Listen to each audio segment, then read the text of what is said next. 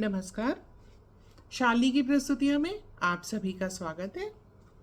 आज सुनाने जा रही हूँ अपनी लिखी एक कहानी, यथार्थ।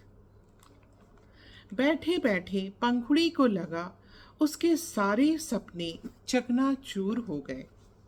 अभी कुछ क्षण पहले ही तो घर में रौनक फैली हुई थी। आज उसकी गोद भराई जो थी। पूरे घर में चहल पहल थी। माँ बड़ी बहनों के साथ किचन में जुटी हुई थी। जीजा लोग पिता के साथ तैयारी में लगे थे और उसकी सहेलियाँ उसको तैयार कर रही थीं और साथ में हंसी ठिठोली भी हो रही थी। पंखुड़ी 5 बहनों में सबसे छोटी थी। बड़ी बहनों का विवाह हो चुका था। पिताजी बैंक में क्लर्क के पद से रिटायर हो चुके थे। उनकी जितनी जमा पूंजी थी बड़ी बहनों के ब्याह में खर्च हो चुकी थी। संपत्ति के नाम पर उनके पास अब ये 2 कमरे का घर, कुछ लाख का कर्ज और पंखुड़ी ही बचे थे। पंखुड़ी देखने में अत्यंत सुंदर और सुशील थी। पिताजी की सीमित आय होने के कारण वह ज़्यादा पढ़ नहीं पाई, पर ट्यूशन वगैरह करके अपनी आवश्यक पढ़ाई पूरी करी और एक जगह नौकरी करने लगी और पिताजी की कुछ जिम्मेदारी अपने सर ले ली। स्वभाव से भी वह बहुत सरल थी। पिताजी को सदैव उसके विवाह की चिंता सताती थी, पर वे जहाँ भी जाते थे दहेज का दानव पहले से ही अपना मुंह फाड़ देता था।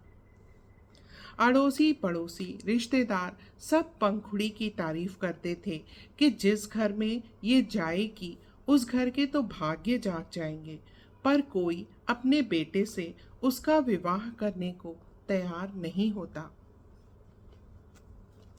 एक विवाह समारोह में मयंक के माता पिता ने उसको देखा और उसके माता पिता के पास हाथ मांगने आ गए। उनका कहना था कि हम कुछ बोलेंगे नहीं, हमें बस लड़की अच्छी चाहिए। पंखुड़ी के पिता के तो पांव ही जमीन पर नहीं पड़ रहे थे कि कहाँ रिश्ता खोजते खोजते उनकी एड़ी घिस गई और कहाँ घर बैठे बैठे ही इतना अच्छा रिश्ता आ गया। मयंक अपने माँ बाप की इकलौती संतान था और बम्बई में एक अच्छी फर्म में कार्यरत था।